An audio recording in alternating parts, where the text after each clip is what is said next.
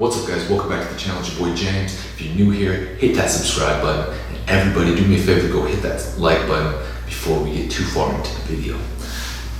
Now, let's go. Today's video, we're actually going to talk about something I think is super applicable to pretty much everybody. I mean, everybody out there wants to look good. You want to look good with your shirt off, you want to be shredded, you want to be sexy as fuck, all that. That's why most people work out, right? To look good naked.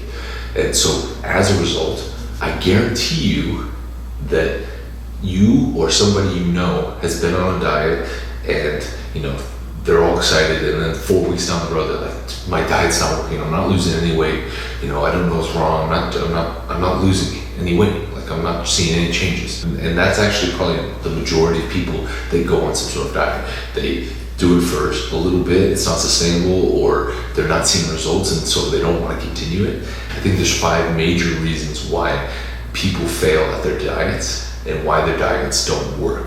We're going to discount the fact that there's genetic and physiological things like hormone imbalances, thyroid issues, that type of thing, that will cause certain people to not be able to lose weight regardless of what they do. So we're going to take that, we're going to throw that out of the equation, because while that's super common, I don't think it's the majority of people. I think the majority of people are hampered by one of the 5 reasons I'm going to talk about today, and not the thyroid or hormone conditions. That's not saying that the thyroid and hormone conditions don't exist. We're just not going to address that in this video. Reason number 1 why you're not losing weight: you're underestimating how many calories you're actually eating. So when you look at something, unless you've been doing this for a while, it's very easy to look at something and not know how many calories are in it. You can guesstimate it, but unless you prepared it yourself, it's very hard to know how many calories are in something. You're going out to eat, you don't know how something's prepared, or if you're not sure how something's prepared, chances are they could cook it with butter, they could cook it with oil, and just blast the calories through the roof. And you're just looking at like, oh, that's just a chicken breast and some vegetables. But really they cooked it in butter and some seasonings and some extra oils, who knows. And now that 200 calorie chicken breast is actually a 500 calorie chicken breast, and you don't even know.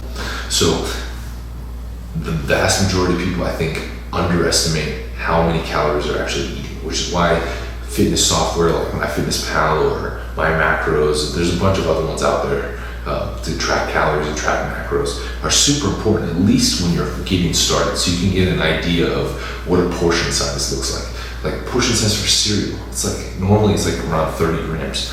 Do you know how much cereal that actually is? That's like nothing, right? That's like less than a handful, all right, for most cereals. If you're not conscious of that and you're not weighing out your food and measuring food, at least at the beginning of your diet, it's very easy for you to fall into a trap. You're eating like 2,000 calories, but really you're eating like 2,500 calories, like sauces, or drinks, or just additional things that you can throw into your food to make it taste better.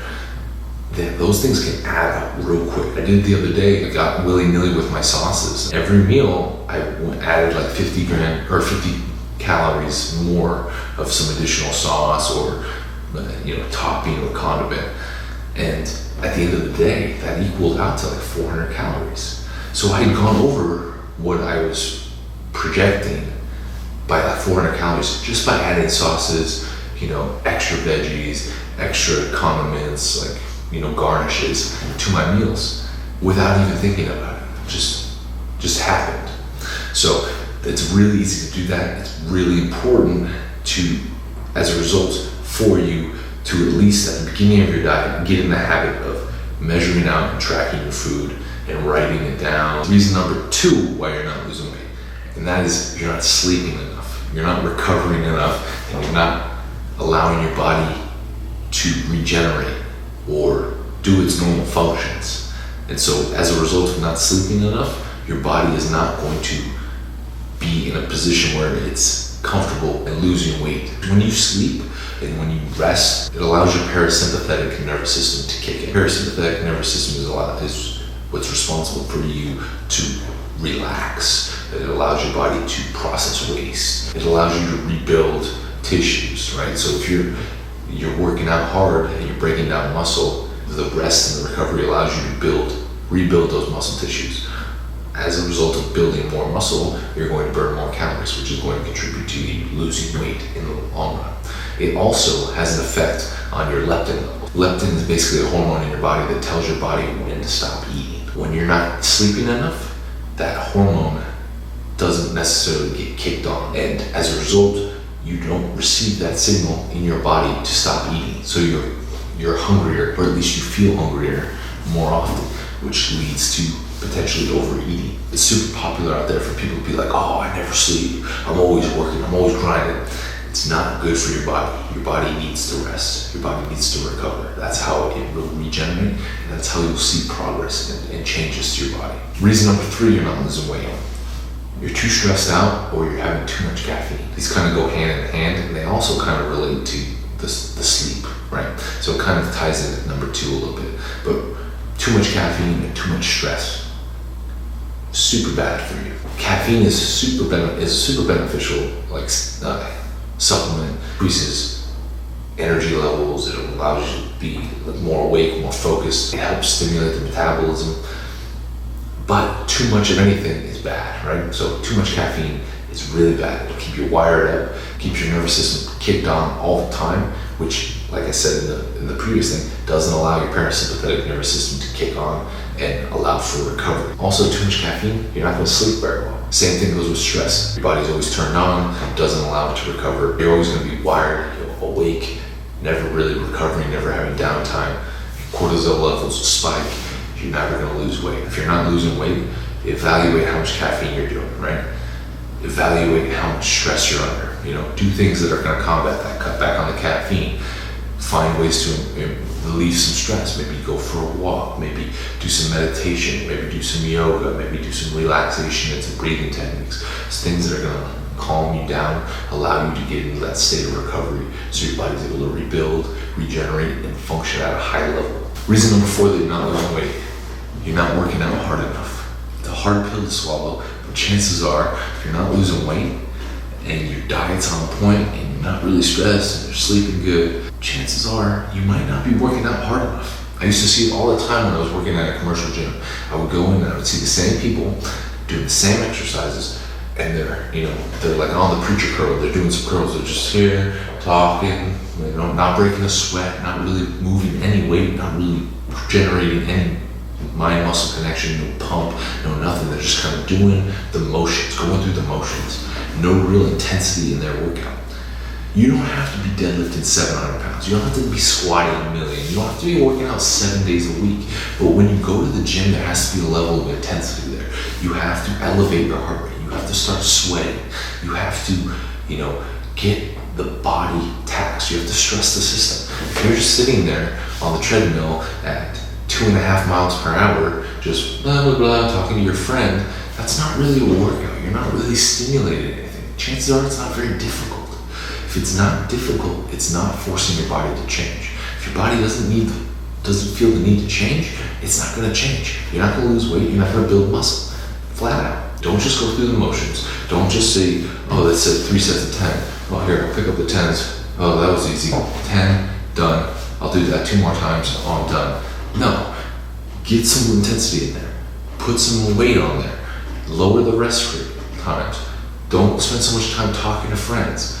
Don't get off your phone. Get off Instagram. Focus on what you're doing in there, right? It doesn't have to be a miserable time, but you have to actually put some effort in and focus on what you're actually doing. Final reason why you're not losing weight and why your diet's not working, that is that you're just impatient. It's not an overnight thing. People get this misconception because they see shows like My 600 Pound Life or The Biggest Loser, where these supremely overweight people are losing large amounts of weight relatively quickly. The Biggest Loser, they're losing, 120 to 150 pounds over the course of like 3 months. That's not realistic, right? It's not a realistic number. It's not even necessarily a sustainable number, right? If you have a large amount of body fat, yes, you'll lose a good amount of weight from the get-go, just from water, just from your body, the dramatic lifestyle change. You're going to drop a larger amount of weight per week at the start if you have a large amount of fat in the first place. But for the average person, you're only going to lose about 1 to 2 pounds a week at a sustainable rate. That's a slow process. That means over the course of a month, maybe you're losing 4 to 8 pounds, something like that. Like, that's not a large amount of weight. It's a long process. It's a marathon. It's not a sprint, right? You're not going to see a 6-pack, shredded abs, ab veins, horizontal bicep veins, all that type of shit. You're not going to look stage ready overnight. It doesn't happen like that. It takes time. You have to be consistent over a long period of time to see the results. So you can drop 10 pounds in the first, week. Doesn't mean your diet's not working. All right? Just be patient. Take your time. Trust the process. Make sure everything else is on point, and you'll get the results. All right? Be patient. I hope this video helped. Obviously, these aren't the only reasons why your diet's probably not going to work. I think these are the top 5 reasons. Working as a personal trainer, strength and conditioning coach for the last 10 plus years, this is kind of the most common trend. These are the most common reasons I've seen people failing at their diet. I hope it helps maybe shed some light if you're struggling with a diet right now. I hope it helps you get back on track and start seeing some gains, because at the end of the day, that's all that matters. I want to see everybody get all the results that they want. Thanks for watching, y'all. Like I said, leave a comment below. Let me know what you guys think, and I'll talk to you guys next time. Stay savage, my friends. Peace.